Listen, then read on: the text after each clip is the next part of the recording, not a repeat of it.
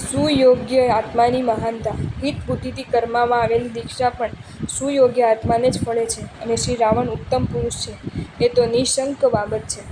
હિત બુદ્ધિથી જેવા શિક્ષા શ્રી રાવણને કરવામાં આવી તેવી શિક્ષા જો કોઈ હિનકર્મી આત્માને કરવામાં આવી હોય તો તે છૂટવાની સાથે જ ત્યાંથી ભાગે અને તે પરમ ઉપકારીની થાય તેટલી નિંદા કરવામાં અને પોતાની બડાઈ હાંકવામાં બાકી ન રાખે. આ વાતનો આજે સાક્ષાત અનુભવ કરાવે તેવા આત્માઓની સંખ્યા કાંઈ નાની સૂની નથી. પામરો પોતાની જાતને છાછતું બધું જ કરી છૂટે છે. એવાઓને દૂર રાખી આપણે તો આ પુણ્ય પુરુષ શ્રી રાવણની દશાને જ જુઓ અને વિચારો. પરમ પુણ્યશાળી શ્રી રાવણ તો પોતાની અયોગ્ય કાર્યવાહીથી પ્રતાપહીન થઈ ગયા અને પશ્ચાતાપથી પૂર્ણ હૃદયવાળા થઈ ગયા. પશ્ચાતાપપૂર્ણ હૃદયવાળા બનેલા તે પોતાને ભયંકર શિક્ષા કરનાર એવા પર શ્રી વાળી મુનીશ્વર પાસે આવીને હાથ જોડીને કહેવા લાગ્યા કે ભૂયો ભૂયોપરાધાનમ કર્તાહં ત્વયિ નિસ્ત્રપ ઉત્કૃપસ્તવં ચ સોઢાસી મહાત્મન શક્તિમાનપી. હે મહાત્મન, નિર્લજ એવો હું તો ફરી ફરીને આપને વિષ અપરાધોને જ કરનારો છું અને અધિક દયાવાળા આપ શક્તિમાન હોવા છતાં પણ મારા તે અપરાધોને સહન કરનારા છો.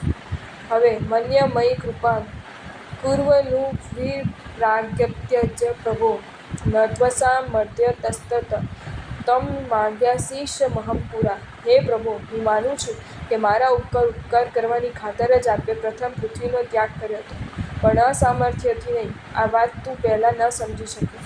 ખરેખર અજ્ઞાનાન્ તેનયં સ્વશક્તિસ્તોલિતા મયા અદ્રિપર્યસને યત્નં કલભેનેવ કુર્વતા. હે નાથ, તે જ કારણે હાથીના બચ્ચાની માફક પર્વતને ચારે તરફ ફેંકવાનો યત્ન કરતા ને અજ્ઞાનતાથી આ મારી પોતાની શક્તિનું માપ કર્યું.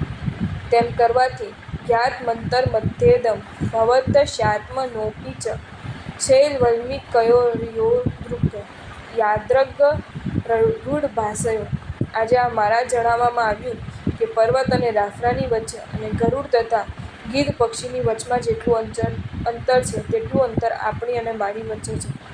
તદ્દન સાચી વાત છે કે દત્તા પ્રાણસ્ત્વયા સ્વામિન મૃત્યુકોટિંગતસ્ય મે અપકારિણી યસ્યયં મતિસ્તસ્મૈ નમોસ્તુતે.